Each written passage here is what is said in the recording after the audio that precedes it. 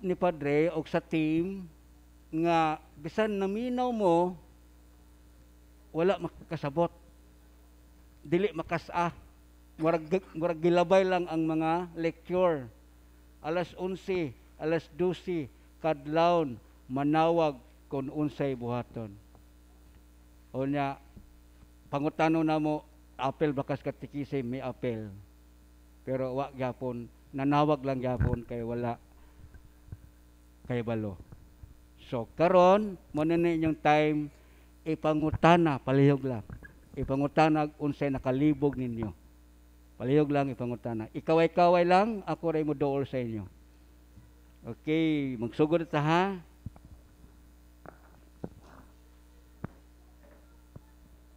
Maayong adlaw mga brad. Ang akong pangutana, kung nag-general renouncement, kas-a lang ba kini buhaton o 3 times gyud ni buhaton ang general renouncement?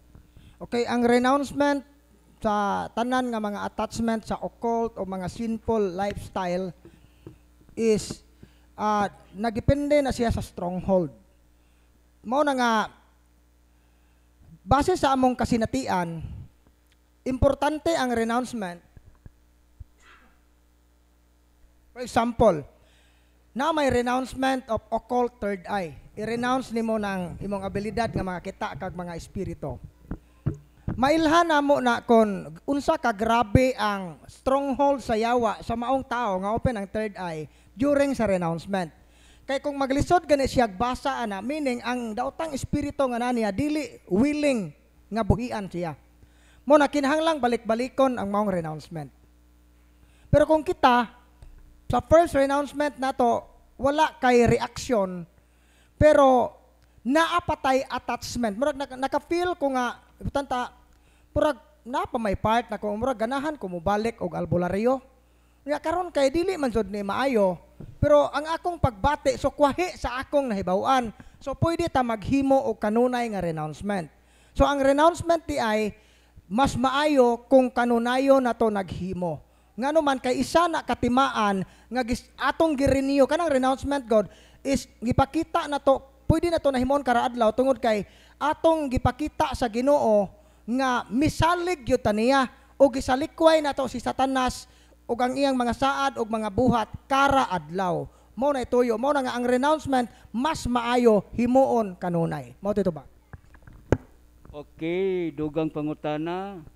Demonic attack lang ba, Brad, ang angay i-deliverance?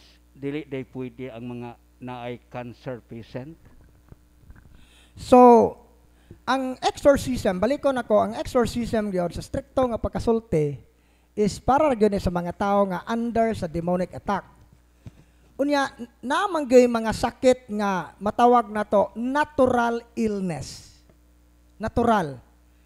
Unya, kanang mga natural illness pagbuot man pod na sa Ginoo nga iduol na to nagdoktor mao na nga kadtong mga butang nga dili makhimo sa exorcism mao na nga among i-encourage nga ato magdoktor pero wa po na magpasabot nga kamo nga mga natural ra ang sakit nga na dinhi dili mo ampuan kay naaman tay butan ta mga depressed naman tay prayer anang para sa depression na emotional healing na ay spiritual healing o naglisod ka kanang pagpasaylo na forgiveness prayer.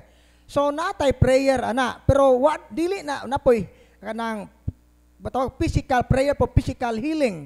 Pero wala na magpasabot nga automatic yun ang maayo ta sa atong sakit. Kay ang kaayuhan gikan sa Ginoo.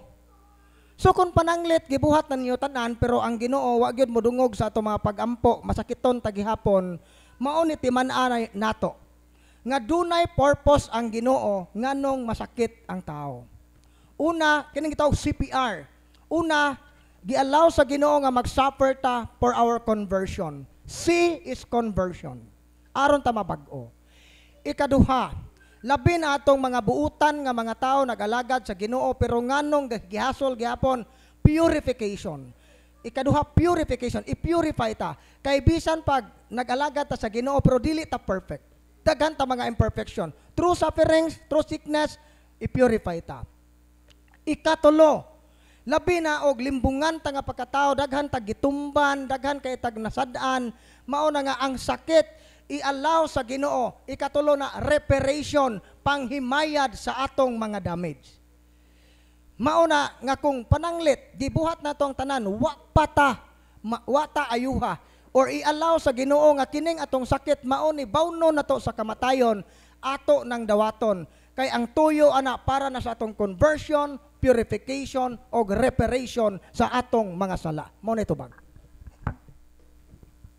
Okay, dugang pangutana, naabay appointed exorcist sa Cebu, kun moadto mi didto, dawaton ba mi nga gikan man mi dinhi? Yes, naay daghang exorcist sa Cebu. Nga ACODE, Archdiocese of Cebu, Office of Deliverance and Exorcism. Mao nay ngan silang office ACODE. So daghan og exorcist ang Cebu. Gani sa among mga conference, pinakadaghan og participants ang Cebu. Daghan po silang mga lay nga mga volunteers. Mao na nga natural dawaton mo nila kay sakop mo sa inyong diocese bisag gikan mo dire. Mudawat man kami gani mudawat man gani mi og taga Cebu, taga Rizal, mo are dire. So dawaton mo, duol lang mo, pero mangutana mo kinsa man ay kuan ana, wala ko kahibaw pod. Pag-inquire lang mo sa inyong pare, kinsay ano na bawaan si Monsignor Quintanar, mao ang chief exorcist sa Cebu. Pero wala ko kahibaw karon sa iyang assignment og saa siya ibutang. So daghang pare sa Cebu nga exorcist si Father Rinaldo Cue, exorcist na, active na. Si Father Boltron, tutuan na ron sa bantayan, assign, katong taga-bantayan, wala mo'y problema, na mo'y active nga exorcist dito. So, daghang exorcist ang Cebu. So, walay problema, Brad, o gikan sila din eh. Walay problema, o gikan mo din eh. Kay, ang exorcist sa Cebu, exorcist din eh, mura mang Ginoo ang gitawag. Okay, dugang pangutana, ang deacon makasalba sa mata sa Ginoo. Brad, ang deacon kuno Brad, makakasalba kuno sa mata sa Ginoo.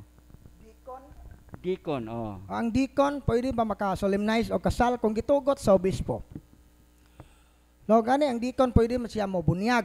Pero kung gi-allow sa mo responso patay ana, kung gi-allow sa obispo nga siya maoy chief witness kay ang minister sa kasal dili ang pare ha. Ang minister sa kasal, ang babay o lalaki nga pakasal. Ang gakasal nila sila mismo, ang pare o ang obispo, mao ang chief witness. Dili mo ay minister. Mo na itong klarohon. Mo na nga, kinsa may gakasal ninyo. Ang tubag, kita mo ay gakasal. Kami, ang asawa mo ay gakasal na mo. Mo na kuhan ana. Pero ang chief witness, kinsa tong pare nga diha. So, ang deacon, pwede kong gi-allow sa obispo. Matutubag. Okay.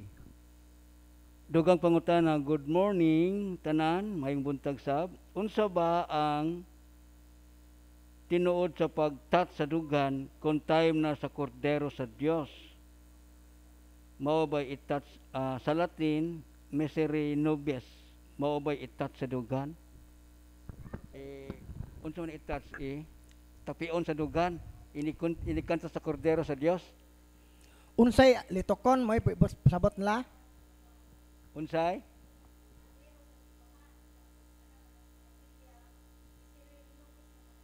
Na munang idokdok sa dugan.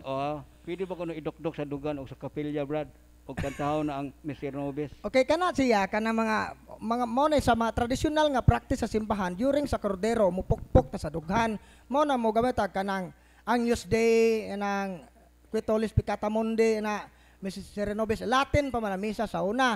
Niya karon dili na ta mo pwede na ta dili mo litok anang Mr. Nobis ug unsay litok sa pare unsay prayer ana gakanta tag santos mo participate ta.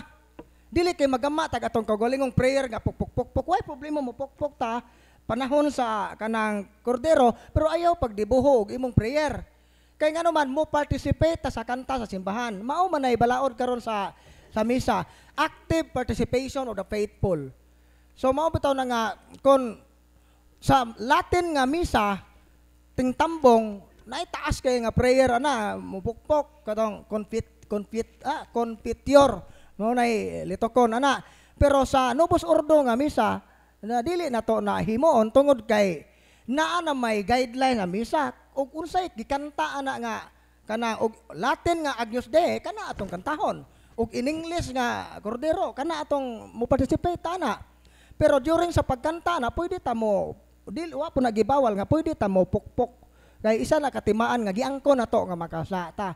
Pero kanang mga gipanglitok ana kung unsa nga lingwahe ang gigamit sa pare mao na itong himuon mo participate ta sa misa di ta magdibuhog ato